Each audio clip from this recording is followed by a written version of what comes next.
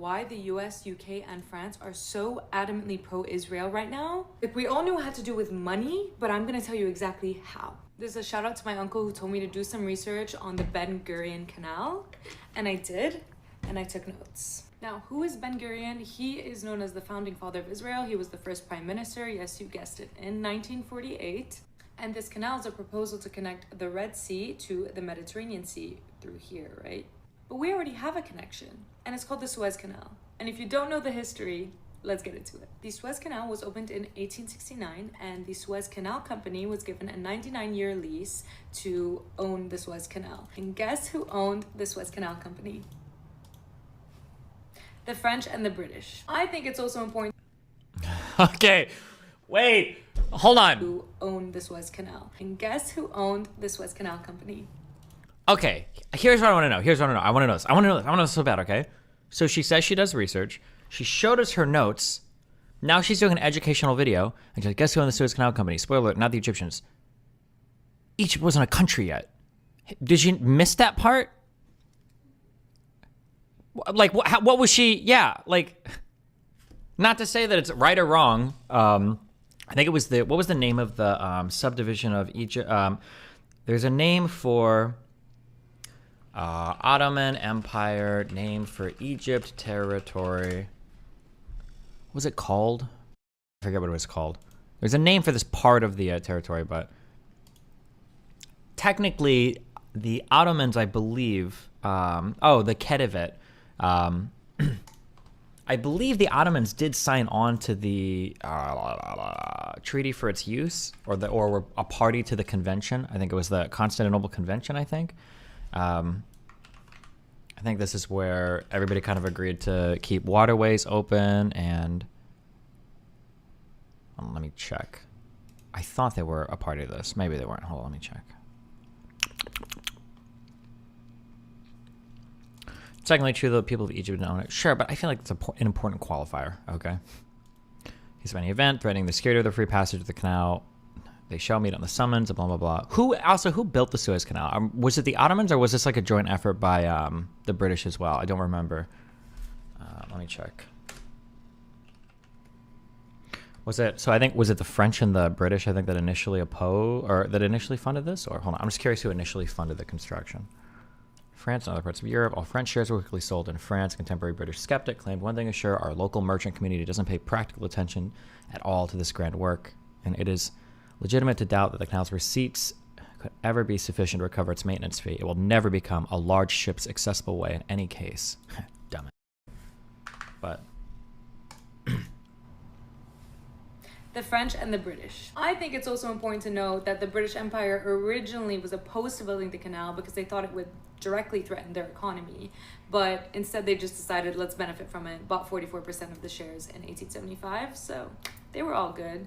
Well, I mean, because they funded it, right? Like, not to say that it's right or wrong, or, I mean, you can argue that there's a form of, like, people used to argue with the IMF, or they argue with China, that, like, funding projects in other countries might not be okay, but, I mean, you can make that argument, but, like, I mean, it's reductive. I feel like this is a very, I just hate the, like, West bad reductive takes. Or, like, just, they're just so, like, thought terminating. Now, in 1888, the maritime powers, Great Britain, Germany, Austria-Hungary, Spain, France, Italy, the Netherlands, Russia, and Turkey, signed this thing called the Convention of Constantinople. What's important about this is it said that every single nation should be able to use the canal, whether at war, at peace. It cannot be denied access to anyone. In 1949, Egypt denied Israel access after the Nakba, after they did what they did. That was a huge deal. It was a big statement because of this. Now, in 1956, when the US was basically having a proxy war with the Soviet Union in that region, the Egyptian president at the time, Gamal Abdel Nasser, decided to nationalize the Suez Canal, so take it away from the British and French-owned company, essentially because the US reneged on a previous agreement to finance the Aswan Dam project that was for the Nile, getting water and electricity to the Egyptian population. Okay, when we say reneged, though, it's not like the U.S. was getting anything for this, right? Like we were willing to fund this if we thought that Egypt was going to be a bit more politically loyal to us than the Soviet Union, and then it seemed like that wasn't going to be the case. So the United States was like, we're not going to fund this. We're not going to fund this at all. We're just, I mean, it's not like it's not like we had an obligation to, was it? I don't think they gave us anything for this, did they? Let's see, Aswan Dam. America and the United Kingdom offered to help finance the construction of the High Dam with a loan of $270 million in return for Nasser's leadership in resolving the Arab-Israeli conflict. While opposed to communism, capitalism, and imperialism, lay true epic centrist XD. Nasser identified as a tactical neutralist and sought to work with both the US and the USSR for Egyptian and Arab benefit. The UN criticized a raid by Israel against Egyptian forces in Gaza in 1955. Nasser realized that he could not portray himself as the leader of pan-Arab nationalism if he could not defend his country militarily against Israel. In addition to his development plans, he looked to quickly modernize his military, and he first turned to the US for aid. Dulles and Eisenhower told Nasser that the U.S. would supply him with weapons only if they were used for defensive purposes and if he accepted American military personnel for supervision and training. Nasser did not accept these conditions and consulted the USSR instead. Although Dulles believed that Nasser was only bluffing and that the USSR would not aid Nasser, he was wrong. The USSR promised Nasser a quantity of arms in exchange for a deferred payment of Egyptian grain and cotton. On the 27th of September 1955, Nasser announced an arms deal, with Czechoslovakia acting as a middleman for the Soviet support. Instead of attacking Nasser for returning to the Soviets, Dulles sought to improve relations with him. In 1955, the US and the UK pledged 56 and 14 million, respectively, towards construction of the High Aswan Dam. Though the Czech arms deal created an incentive for the US to invest in Aswan, the UK cited the deal as a reason for repealing its promise of dam funds. Dulles was angered more by Nasser's diplomatic recognition of China, which was in direct conflict with Dulles' policy of containment of communism. Several other factors contributed to the U.S. deciding to withdraw its offer of funding for the dam. Dulles believed that the USSR would not fulfill its commitments of military aid. He was also irritated by Nasser's neutrality and attempts to play both sides of the Cold War. At the time, other Western allies in the Middle East, including Turkey and Iraq, were resentful that Egypt, a persistently neutral country, was being offered so much aid. Okay. But... etc., etc. This was a massive shift, a huge move in the region and globally. Probably why it was also used as a battleground in the 1967 Arab-Israeli War. Now, after the Arab-Israeli War and the Geneva Conference, lies the Suez Canal, so take it away from the British and French-owned company, essentially because the US reneged on a previous agreement to finance the Aswan Dam project that was for the Nile, getting water and electricity to the Egyptian population, etc., etc. This was a massive shift, a huge move in the region and globally. Is she saying the huge move was the United States not funding the dam? I feel maybe it was. If it was a huge deal, I missed it, I think, but... Probably why it was also used as a battleground in the 1967 Arab-Israeli War. Now, after the Arab-Israeli War and the Geneva Conference, etc., etc., what you need to know is Israel and Egypt signed a peace treaty at Camp David, signed by Jimmy Carter. This is from a US government website, by the way. My sources are checked, tried, and trusted. And the US was given credit for orchestrating a peace treaty between these two countries. Again, why were they involved from the beginning? Who knows? The US has always been here. The U.S. has not always been that heavily involved in these particular countries, but okay, good memes, good memes.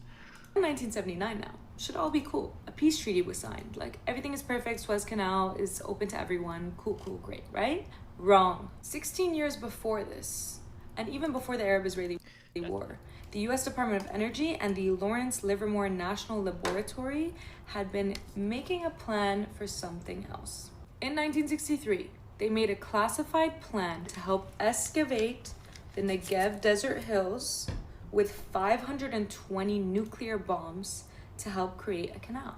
This was only made public in 1993, 1994, depending on the sources you check. So at the time of the peace treaty, nobody knew this was going on, except, of course, Jimmy Carter. Now, we could also talk about how the war was a product of collusion between Britain, France, and Israel, and they decided to initiate the war.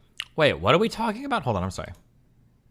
20 nuclear bombs, something else. In 1963, they made a classified plan to help excavate the Negev desert hills with 520 nuclear bombs to help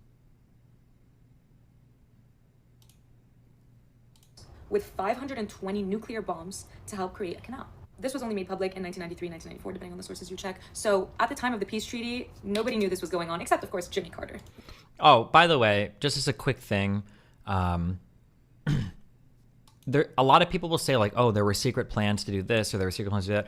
countries are making contingency plans all the time for like almost everything. Like it's pretty common that like, trying to think of some of the most like extraordinary ones.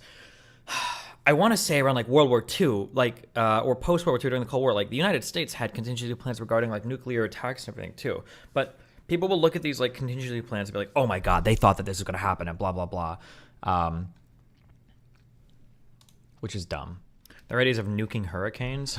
Now, we could also talk about how the war was a product of collusion between Britain, France, and Israel, and they decided to initiate the war, but we'll save that for another time. You might be asking yourself, why do they want to build another canal? Like, we have the Suez Canal right here. Why do we need a canal through here?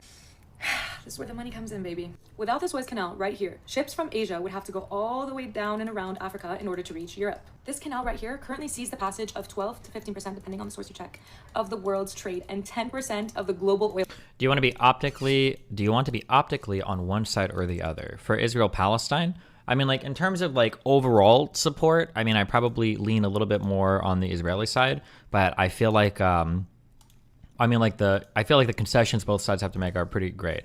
I say this a lot, and it's probably not realistic politically in Israel, but I truly do feel like unless there are like really good arguments I haven't heard for, I truly do feel like every single West Bank Israeli settlement should be demolished and pulled back. Or if you want to argue for West Bank settlements, at the very most, you can argue for the ones that if you were to annex the territory, it would be land swaps done with Palestinians, and it would just be the ones that are already bordering Israel.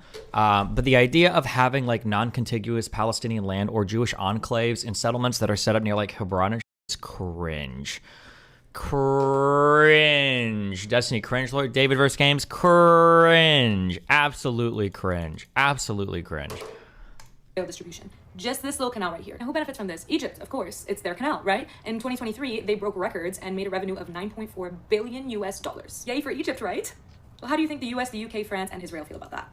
Not good. Suez Canal is not ideal. Up until 2014, you could only go one way, which meant for 6 hours it went in one direction and 6 hours it went in the other, which was super not efficient. It was also not wide enough to accommodate some of the largest ships in the world. So what happened in 2021? You might remember this. One of the world's biggest ships jammed the Suez Canal, leading to approximately $900 million of losses. And the US was really not happy about this, and the Pentagon released a statement that this made it difficult for the movement of their military vessels, specifically to Israel, but not to where they had other ways. Now, when they're planning the Gurion Canal, they're planning to have it 50 meters deep, which is 10 meters deeper than the Suez Canal, and 200 meters wide, which will facilitate the biggest ships in the world going in both directions. Not only that, but directly competing with the Suez Canal, Israel projects that it would make them an annual revenue of about $6 billion a year. Plus. And now for the interesting part. There's one feature about the Suez Canal that's also really inconvenient, and that's the fact that it's built on pretty sandy shores. Now, I'm not an engineer. Now, from what I read, sandy shores are pretty inconvenient for a canal. They constantly need maintenance. But where Israel wants to dish it out to the Mediterranean Sea, it's a rocky land texture, which is ideal for these conditions. Let's zoom into this. That's the Gaza Strip. How annoying is the placement of the Gaza Strip for them? They have to actually turn the canal around so that it avoids this piece of land. Do you see what I'm getting at? They don't want ships to have to do this entire round and add a little time and inconvenience to their journey and have such close proximity to Gaza. What if they just built it through Gaza? Oh no, wait, they don't want to do that. They don't want to help the Palestinian economy. What do you mean? That would defeat the entire purpose, wouldn't it? Unless they took that land. Yeah. I appreciate that, Destiny. All right, bye. Remember to hit that like and subscribe, and don't forget the notification bell so that my videos show up right in your feed.